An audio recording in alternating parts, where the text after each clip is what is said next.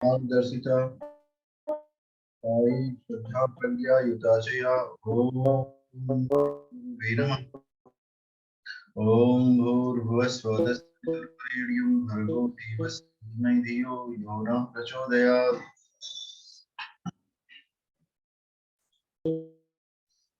मैं आचार्य अजय कुमार चौबे आपका अपने शिक्षण कक्षा में स्वागत करता हूँ। कल हम लोगों ने बेसिक्स को समझने का कोशिश किया था। अभी आज हम प्रयास करेंगे ज्योतिष का के कुछ विषयों पर प्रकाश डालेंगे, उसको समझेंगे। ये जो ज्योतिष की यात्रा है, इसको प्रारंभ कहाँ से किया जाए? एक बहुत बड़ा प्रश्न खड़ा होता है कि कहाँ कैसे हम समझें। कोई भी उत्पत्ति इस जगत में होती है तो अपने साथ साथ अपने विकास को लेके चलती है। जैसे एक बीज आता है तो वो पूरा अपना एक जीवन लेके चला आता है।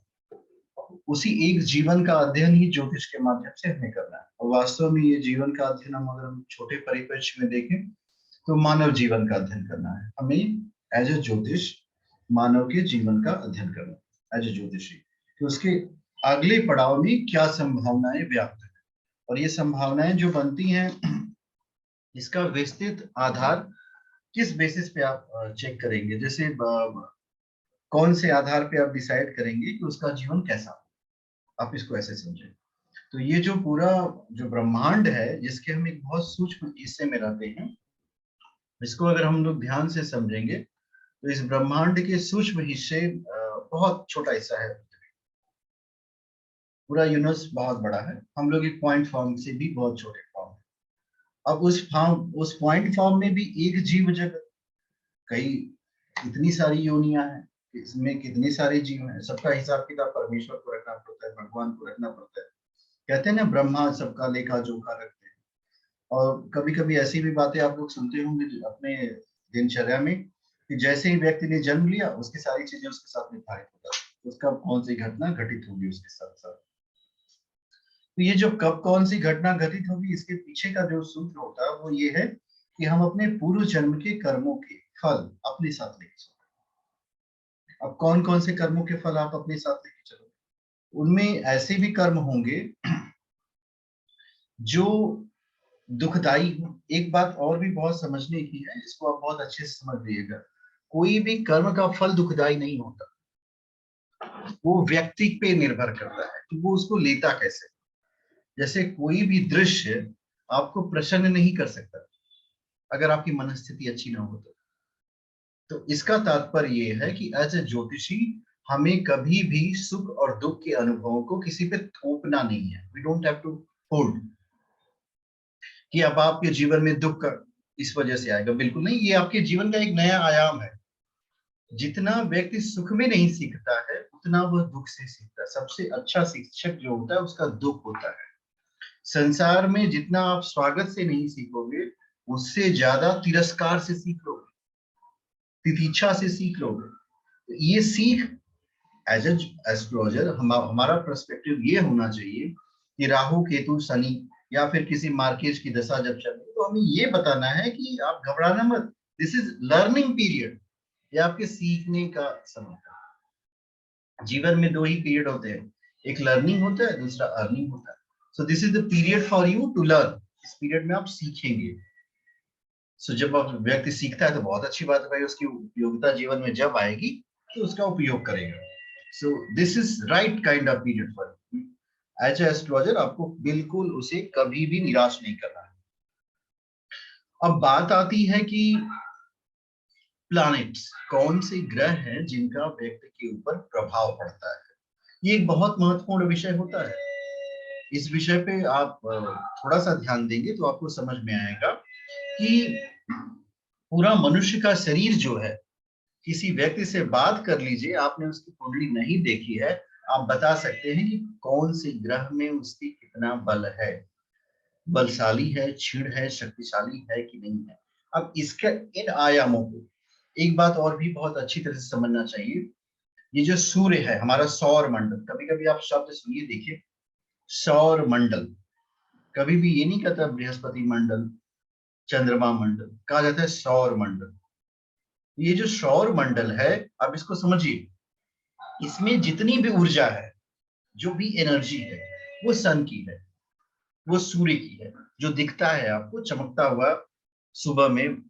अब इस परिपेक्ष में अगर आपको ऊर्जा के आयामों को चेक करना है, कोई व्यक्ति एनर्जेटिक है कि नहीं है, तो वो मंगल के पास बिल्कुल नहीं जाएगा। वो सूर्य की ऊर्जा है।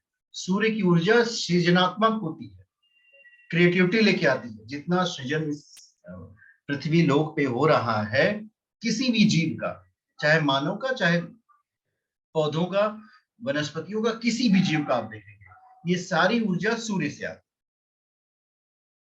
अगर यह सूर्य की ऊर्जा कम हो जाए, इसका प्रभाव क्या होगा? जो प्राणी है, आप नहीं कह सकते कि निर्जीव हो जाएंगे, उनकी ऊर्जा शक्ति कम हो जाएगी। पौधों को आप अगर प्रयोग करके देखिए कि आप उन्हें सूर्य के प्रकाश में न रखें, निर्जीव हो जाएंगे। तो मोस्ट इंपॉर्टेंट थिंग इन नवग्रहों में जब आप देखिए, तो आप सूर्य को हमेशा देखिए। हम 9 ग्रहों की चर्चा एक एक करके करेंगे। आपको सूर्य को हमेशा देखिए कि सन जो है वो आखिर किस स्टेट में है। और ये सूर्य जो है, अगर आप ज्योतिष के हिसाब से इसको समझेंगे, आत्मकारक ग्रह पर पढ़ाया जाता है। और इसके बाद व्यक्तिगत रूप से संबंध जो होता है, वो व्यक्ति के पिता से, जनरेटर से। अब इसको बहुत अच्छे से समझिए। हमारी उत्पत्ति का कारक जो है, अब हमारी उत्पत्ति कैसे हुई? जीव आत्मा की उत्पत्ति तो कोई मनुष्य कर ही नहीं सकता। हमारा सृजन तो परमात्मा से हुआ है। ये जो शरीर है, जो कोशिकाओं से बना हुआ है, जिसमें रक्त है, मांस है, मज्जा है, बोन्स है, इसके जो जीनोम्स मिले, ये पिता से मिलते हैं। दैट्स वाई आपके एनर्जी, अगर आप चाहते हो कि आप ऊर्जावान हो, तो अपने पिता से संपर्क बनाते हैं। Suppose your father is no more. कई कई दृश्यों में ऐसा भी होता है कि लोगों के पिता परलोक चले गए, गोलोकवासी हो गए, स्वर्गवासी हो गए, father has gone to heaven. But ये नहीं समझना कि पिता है ही नहीं। पिता दृश्य में भी है और अदृश्य में भी है।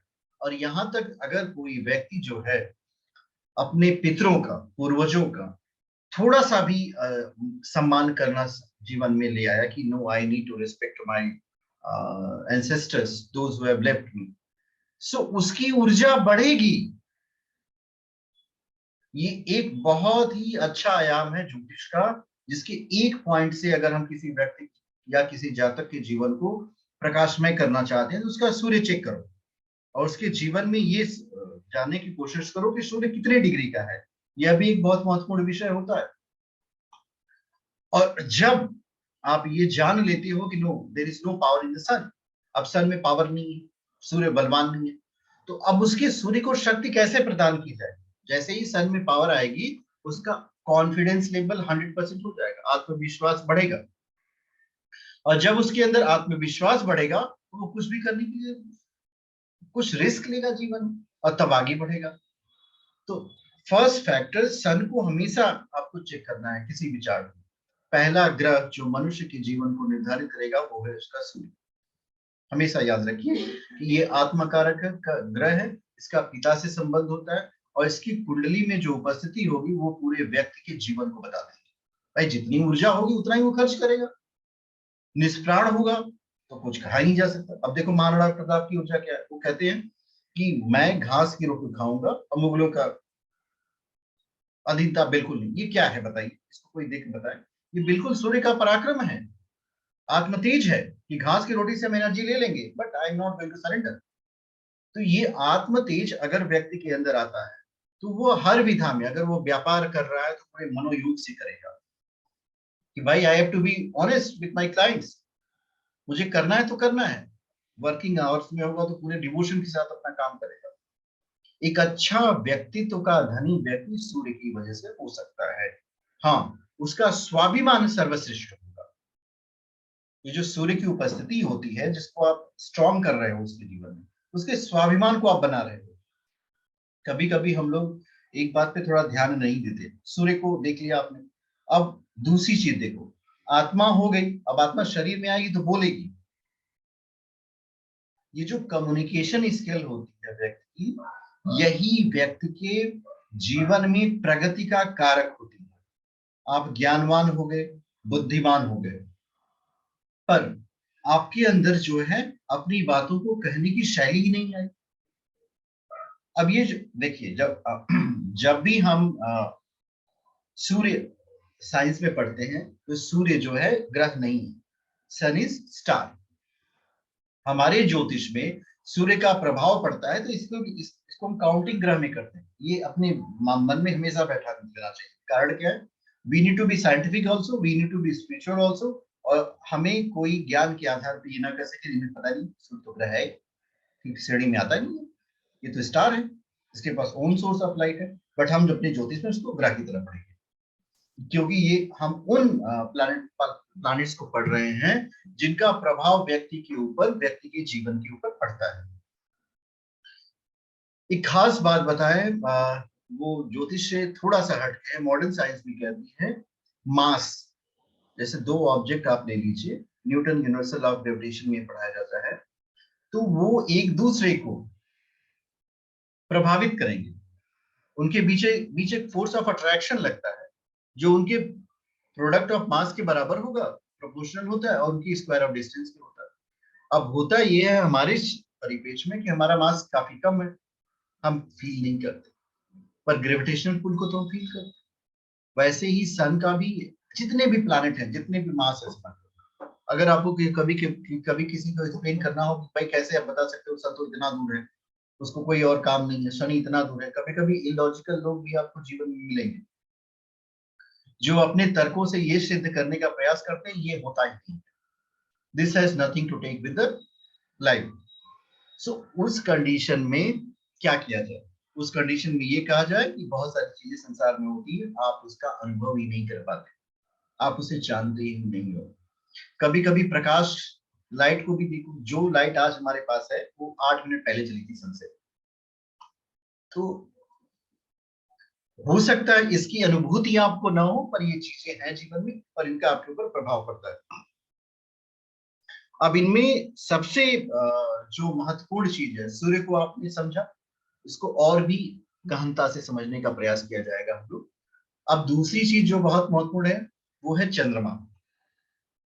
एक तो बहुत दूर और एक बहुत नजदीक। ये दोनों चीजें जो है पूरे मानव के जीवन को बना देती है। चंद्रमा जो है वास्तव में मनुष्य का मन है। ज्योतिष शास्त्र की एक लाइन है, आप सभी इस बात को जानते होंगे, जो नहीं जानते समझें।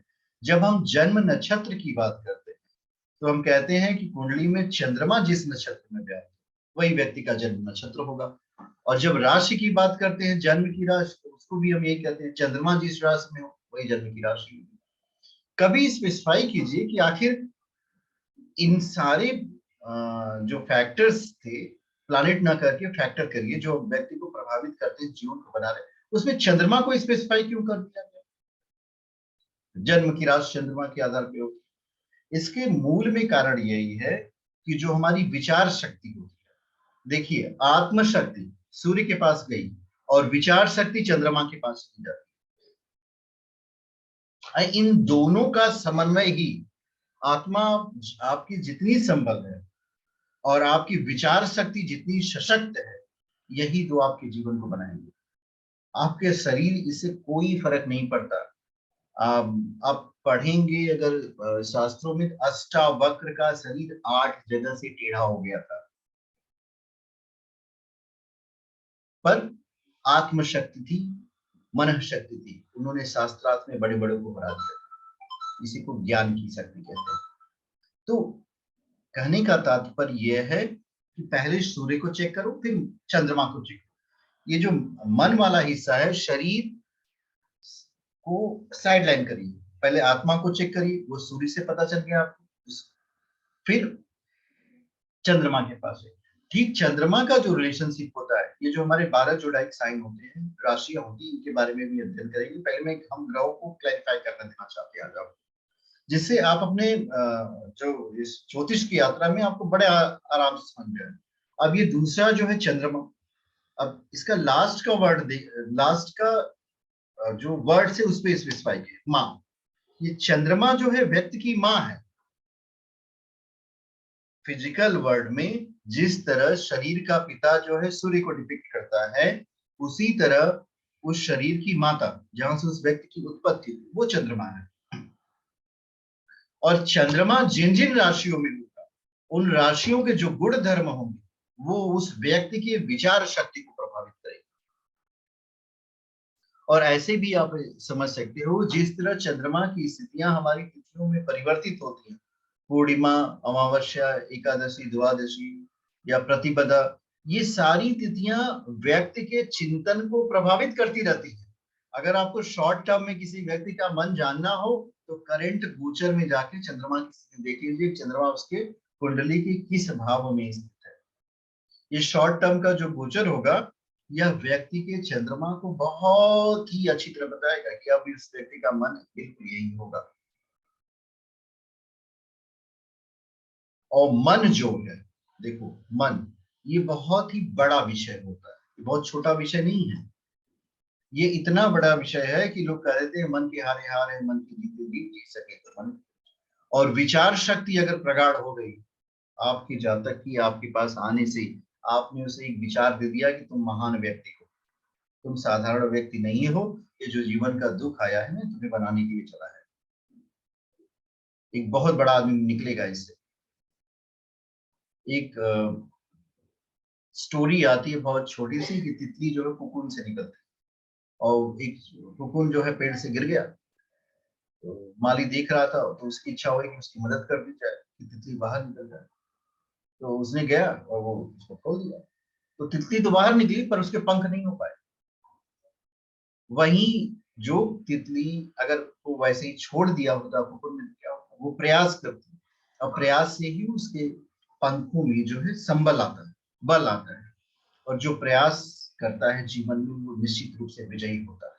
ये भाव आपको अपनी जातक में चंद्रमा की बिगड़ी हुई स्थिति के बाद भी करना है।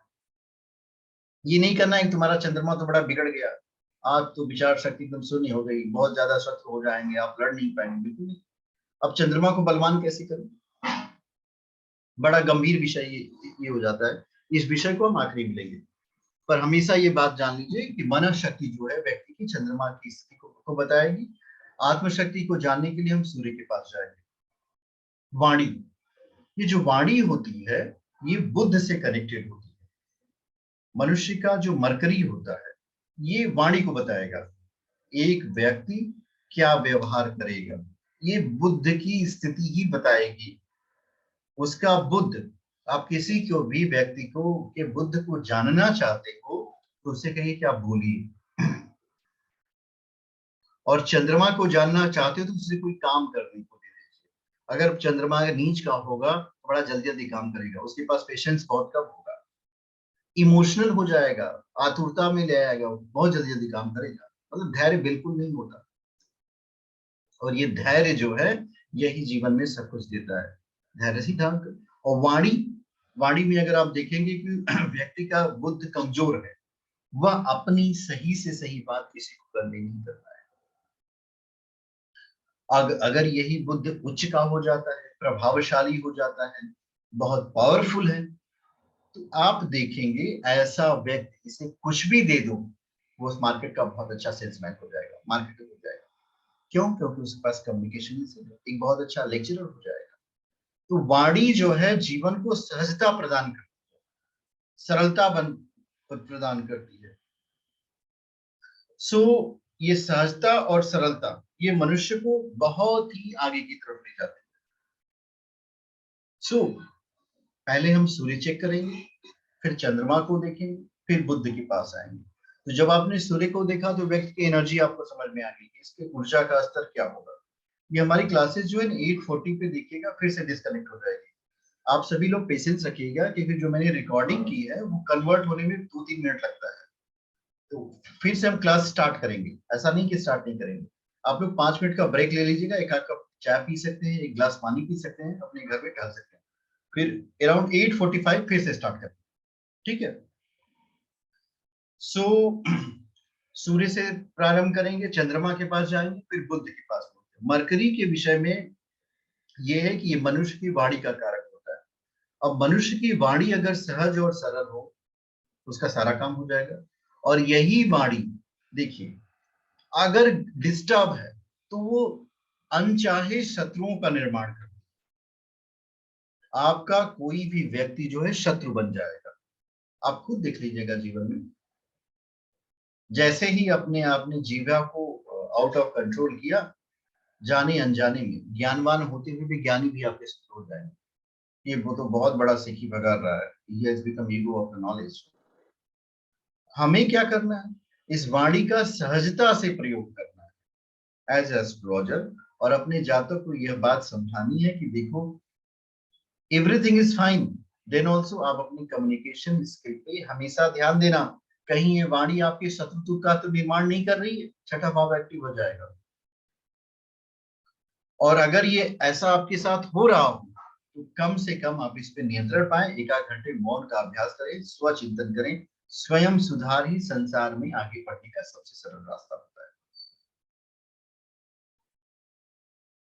इस बात पे बिल्कुल ध्यान दीजिए, इतना ध्यान दीजिए कि जीवन में आपके सरलता, सहजता, प्रेम बिल्कुल आ जाए। और गंभीरता से इस विषय को लें। जितना गंभीर आप विषय को लेंगे उतना ही जीवन आपका बहुत अच्छा चलेगा। कई कई लोगों में ये उतावलापन आ जाता है कि हम क्या बोलें, कैसे बोलें और कब बोलें। अब देखो ये स्किल के अंदर आता है। ये बुद्ध नहीं है क्या बोलें, क्या कैसे बोलें, कहाँ बोलें, ये गुरु हो जाता है। बड़ा बहुत शॉर्ट डिफरेंस होता है। जहां पे क्या कहाँ कैसे होता है वो गुरु हो जाएगा, और जहां पे बोलना हो गया वो बुद्ध हो गया। तो इस बात पे पूरा फोकस करिए, हम क्या बोलें, कैसे बोलें, कहाँ बोलें। और ये बात अपने जातक को भी बतानी है, और उसकी बुद्धि की स्थिति को आप पूरी तरह से कुंडली में चेक करो। उसका बुद्ध किस स्थिति में है, बुद्ध अच्छी स्थिति में है कि नहीं, क्या उसका सूर्य से संबंध हो जाता है। कभी कभी कुंडली हमेशा ही होता है, अक्सर सूर्य और बुद्ध आप जो है बहुत करीब करीब होते हैं। बन गया बुद्ध आदित्य योग। जब ये बुद्ध आदित्य योग होता है तो वाणी में बहुत पी जाता है। ऐसा जातक अगर बृहस्पति के दृष्टिगत हो जाए तो उसके जैसी विद्वता किसी व्यक्ति में नहीं रही। बुद्ध आदित्य योग और गुरु, ये तीनों मिलकर के ज्ञानवान बनाते, क्योंकि उसमें नियंत्रण हो जाता है ना, उसे क्या बोलना है, कैसे बोलना है और कब बोलना है। आप लोगों ने अपना अगर नाम एंटर नहीं किया हो तो नाम एंटर कर दीजिए। एक मोबाइल फोन आईफोन के नाम से आ रहा है, आप अपना नाम एंटर कर दीजिए। और दूसरा है ओप्पो A3s, बाकी लोगों ने अपना नाम एंटर कर लिया है। बिकॉज इट इज नेसेसरी कि हम आपको अपने नाम से जाने। आईफोन एक मोबाइल है, आई डोंट नो। अच्छा, आपने अपना नाम चेंज कर दिया। ओप्पो A3 भी एक है, आप भी अपना नाम। किसी को कुछ पूछना है? शिव कुमार शुक्ला जी। हाँ जी सर, प्रणाम। प्रणाम प्रणाम, बताइए। ठीक है सर, थोड़ा 10 मिनट लेट हो गया हमको ज्वाइन करने में। कोई इशू नहीं है। हमको तो पता ही नहीं था। नमस्कार सर। हरिओम हरिओम। लिंक मैं देखा, दिन में देखा मैंने लिंक, तो लिंक आया नहीं था। मैं सोचा कि आज भी 15 अगस्त है, आज होगी हमको नहीं क्लास। हमको भी लगा कि आज 15 अगस्त को सर छुट्टी देती है। नहीं नहीं, और आज लिंक जो है सर, नहीं सर, कल लिंक अगर टाइम से आ जाता है तो ये मालूम हो जाता है कि तैयारी भी हो जाती है, थोड़ा काम वगैरह उसी हिसाब से यही जाती है। लिंक है, हम डिवाइस कर देंगे कि today there will be link same रहेगा, लिंक चेंज नहीं होगा। Okay sir. यही लिंक चलेगा बिकॉज टाइमिंग मैंने 8 PM रखी है। सो हम आपको सिर्फ एक चीज और आप लोग कर दीजिएगा, क्लास में अपनी अटेंडेंस डाल दीजिएगा by name, because I have to make the list of the student जो रेगुलर पार्टिसिपेंट हैं। बिकॉज अगली बार मुझे एक नया ग्रुप बनाना पड़ेगा 2 दिन बाद, तो अभी 2 दिन तक सेमी ग्रुप रहेगा, तो आप अपनी अटेंडेंस डाल दिया करिए। मैंने अटेंडेंस अपना यानी नाम सर लिख के नाम लिख देना है ज्वाइन हाँ, करने पे। नाम सिर्फ अपना उसमें नाम लिख दीजिए। अपने नंबर के साथ अपना नाम लिखेंगे ना तो हम उसको नंबर हाँ नाम को नंबर से मैच करा देंगे। जी जी जी। चलिए हम लोग आगे चलते हैं। आप लोगों को समझ में आ रहा है? हाँ जी, समझ में आ रहा है। भाई साहब, आप अंधेरे में कौन है, अपना नाम बताइए।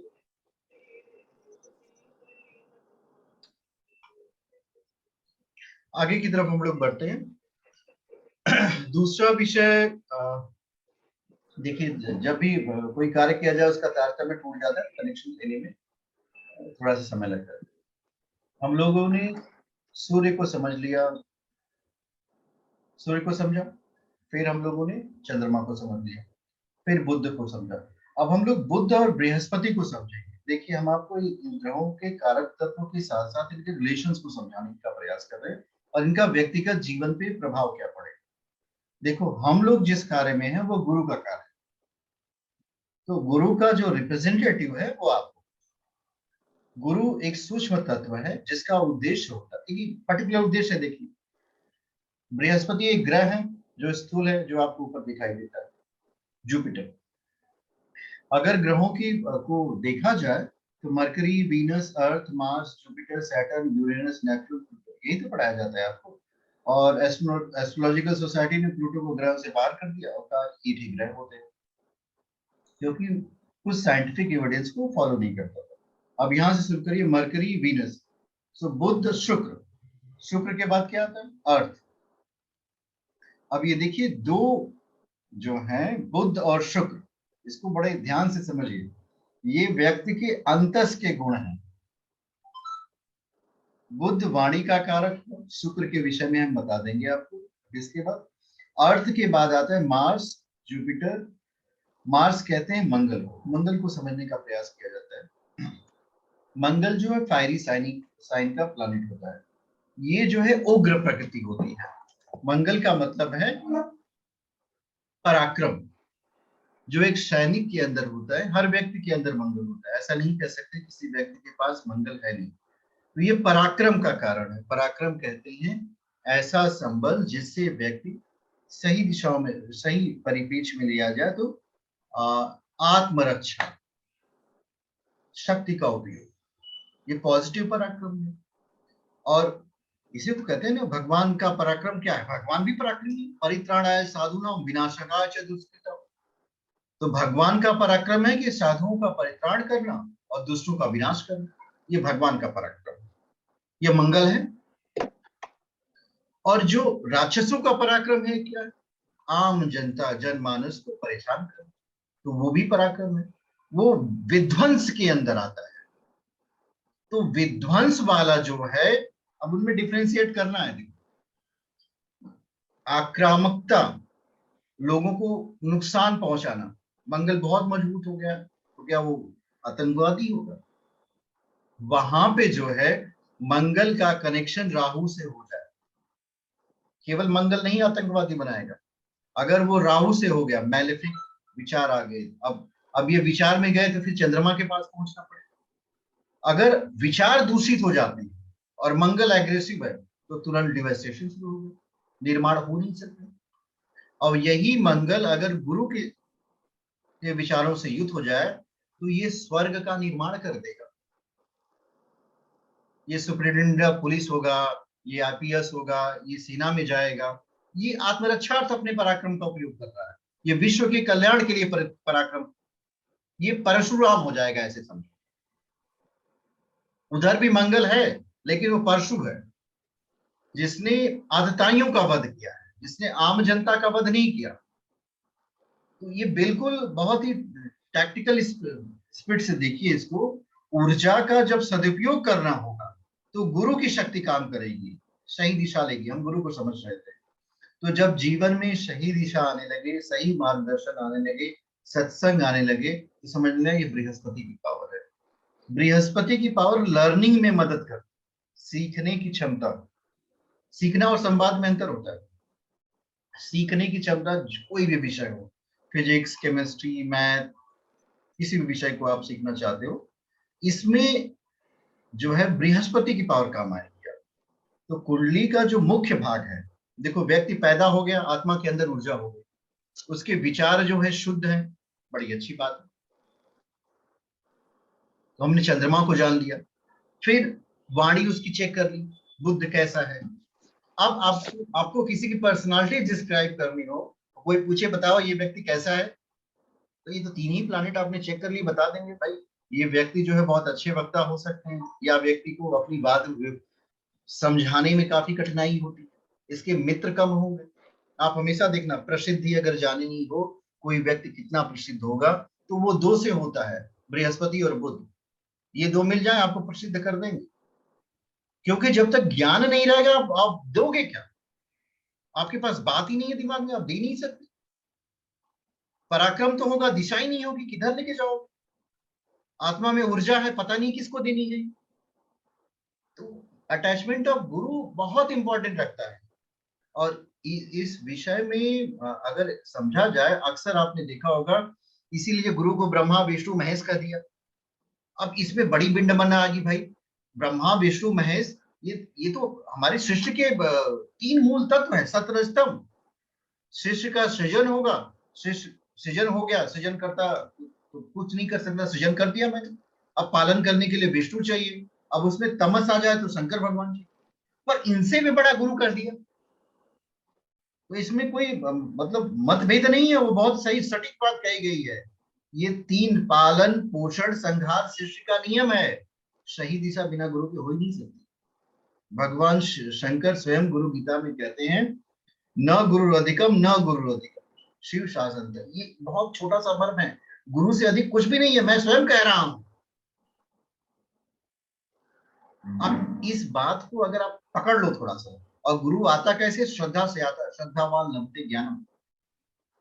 तर्क शक्ति से नहीं आती, तर्क जो है व्यक्ति को कुतर्कों में डुबो देती है, और गुरु तत्व मिलता है श्रद्धा से। जिस दिन जीवन में मिल जाएगा गुरु का तत्व, कल्याणम वस्तु हो जाएगा। जिस विषय में आप लोग जा रहे हैं, ये पूरा गुरु तत्व ही है। एक बूंद भी मिल जाएगी, फिर इस संसार में कोई पकड़ नहीं सकता। कितनी फास्ट डिवोस्ट्रेशन होती है। आंखें बंद करो, बताओ कल तुम ये कर रहे थे, परसों ये कर रहे थे, दो बार बोलेगे, तीसरी बार संडे हो जाए, गुरुदेव अब हमें आज्ञा दीजिए, बस बाकी का मत बताइए, इसके 3 दिन पहले वाला हो गया, फलादेश हो जान गए। भाई अपना कर्म नहीं सुधारोगे तो हम कौन सा भविष्य आपको दिखाने वाले हैं? 2 दिन पीछे हम चले गए। तो इस विषय में सूर्य से शुरू करिए, चंद्रमा के पास जाइए, चंद्रमा से बुध, बुध से गुरु, 4 चीजों को आप मरोड़ दीजिए किसी का। मीन्स बहुत अच्छा से असेसमेंट करिए, एक पेज पेपर लेकर, सूर्य की स्थिति ये है आपकी, इसमें इतनी पावर है, कम है, बढ़ाओ इसको, आत्मविश्वास आपका बढ़ेगा। कम्युनिकेशन स्किल आप पे निर्भर करती है, मत बोलो नहीं बोलना, सोच के बोलो, बार बार सोच के बोलो, बुद्धि की पावर क्यों नहीं बढ़ेगी? तो जैसे ही आप कम्युनिकेशन स्किल पे उसके होल्ड करते हो, उसका गुरु बलवान हो जाता है। और अपने से बड़ों का सम्मान करो। अक्सर आप देखेंगे कि आज का जो इंसान है हृदय विहीन हो गया है, मैकेनिकल हो गया है, और इतनी हृदय शून्यता आ गई है, उसे ये पता ही नहीं है कि हमें वी नीड टू रेस्पेक्ट। पहले तो रेस्पेक्ट से आपको ही फायदा होगा, ये बात हमेशा समझिए। सम्मान मनुष्य को जीवन में बहुत ऊंचाइयों पे ले जाता है। और ये बात, ये 3-4 जो सूत्र हम बता रहे हैं ना, इसको अपने हर जातक को बताइए आप। यू रेस्पेक्ट, किसको किसको रेस्पेक्ट करो? जिसने जिसने आपका कल्याण किया है, माता पिता ने आपका कल्याण किया है, गुरु ने कल्याण किया है। ये जो इतना ज्ञान हम लोग आज बैठ के पढ़ रहे हैं, इसमें से एक भी मैंने नहीं ढूंढा। महर्षि पराशर का है, जैमिनी का है, उसके बाद के ऋषियों का है, ये हम लोगों ने बना दिया? बिल्कुल नहीं। उनके प्रति हमारे अंदर सम्मान तो होना चाहिए। ये हे पराशर ऋषि, आप कितने महान थे, कुछ ऐसा ज्ञान बना दिया जिसको पढ़ने के बाद में हमें इतना रिस्पेक्ट मिलता है। उस महानता का अवलंबन तब होगा, आपको लग रहा होगा पराशर जी नहीं सुन रहे, वो बिल्कुल सुन रहे हैं, और उनकी कृपा दृष्टि हर व्यक्ति पे बनेगी। बस थोड़ा सा सम्मान करो अपने जीवन में। इसीलिए सुबह सुबह उठते वक्त जितने भी ज्योतिष के ऋषि हो, उनको याद करिए, क्योंकि आप तो उनके वंशज हो गए ना। चंद्रगुप्त मौर्य चाणक्य का मन का पुत्र था, कहता था, चाणक्य ने कहा कि तू मेरा मानस पुत्र है, शरीर का पुत्र नहीं, मानस पुत्र। तो जितने भी हम सब हैं, हम सब मानस पुत्र हैं, पराशर के, जैमिनी के, इन सब महर्षियों के, ऋषियों के मानस पुत्र हैं हम। तो मानस पुत्र तो हमारे मानस पिता हुए हो। तो नित्य निरंतर याद करिए। नहीं याद कर सकते, पेज पे लिख के बैठिए, भाई हम तो इनके मानस पुत्र हैं। तो जब आप मानस पुत्र हो जाते हो, तो पिता की संपत्ति पे आपका पूरा अधिकार हो जाता है। आप में से एक भाई साहब एडवोकेट भी हैं, ये होता है, रूल बना हुआ है, पिता की संपत्ति में पुत्र का पूरा अधिकार है। अगर डीएनए चेक करा के कोई प्रूव कर दे कि I am his son, so you are entitled to get whole property, आपका राइट बन जाता है उस प्रॉपर्टी में। तो ये हमारा जो कहने का उद्देश्य था कि आप ऋषियों के प्रति अपने आप को समर्पित करिए। और आज 4 प्लैनेट पे मैंने फोकस किया है, सूर्य पे, चंद्रमा पे, बृहस्पति पे और बुध पे। इन चारों का किसके किसके साथ क्या क्या संबंध है? सूर्य का संबंध हमारी आत्मा से, ये आत्मा का कारक बनता है। फिजिकल वर्ल्ड में ये पिता को डिनोट करता है, और अगर यह कमजोर की स्थिति में है तो व्यक्ति का आत्मविश्वास डामाडोल हो जाएगा, वह यह निश्चय नहीं कर पाएगा उसे क्या करना है क्या नहीं करना है। दूसरा चंद्रमा, चंद्रमा व्यक्ति का मन होता है, ये मानसिक विचारों का द्योतक भी है। इस पूरे संसार में अगर वो देखे संबंधों में तो चंद्रमा व्यक्ति के माँ को रिप्रेजेंट करता है, उसकी उस व्यक्ति का उसकी माँ से जो संबंध होगा। इसका आप प्रैक्टिकल करके देख लीजिएगा, अपनी माता जी को प्रणाम करिएगा, चरण स्पर्श करके देखिएगा, आपका मन इमीडिएटली शांत हो जाएगा, तुरंत शांत होगा। इतनी पावर होती है इसमें। क्यों? क्योंकि माँ, बहुत सारे लोगों ने इस बात को अलग अलग ढंग से समझाया कि अपने माता पिता का आशीर्वाद लो। माता पिता को मतलब सूर्य और चंद्रमा, तो इसको परफेक्ट बनाइए। बुद्ध जो है वाणी का कारक होता है। आपकी वाणी जितनी सहज होगी, सरल होगी, उतना ही जीवन में आप प्रगति करोगे। बुद्ध के बारे में अब हम आपको बताएं, ये भी एक रिलेशन है। बुद्ध आपकी सिस्टर या आपकी बुआ और जो होती है, ये बुद्ध से संबंधित होती है। अपनी वाणी को अगर आप मजबूत करना चाहते हो तो अपनी सिस्टर और बुआ, इनसे संबंध में कभी खटास मत ले आओ। हमारे यहाँ तो देखिए पहले प्रचलित था कि ये जो विवाह के उपरांत भी तीज दी जाती थी, मीन्स कुछ न कुछ उपहार जो है पिता के द्वारा भाई से भेजे जाते थे। तो इसके पीछे का कारण अगर आप समझें, ये पूरी तरह साइंटिफिक है कि मेरे बेटे का बुद्ध बलवान रहेगा। उसके बाद कोई उपाय करने, अब देखो एक ही बात है, मेरे बेटे की वाणी सहज और सरल रहेगी या फिर बुद्ध बलवान हो गया। अब एक उपाय अनोइंगली कर दिया गया और हमारी संस्कृति में इसको जोड़ दिया गया।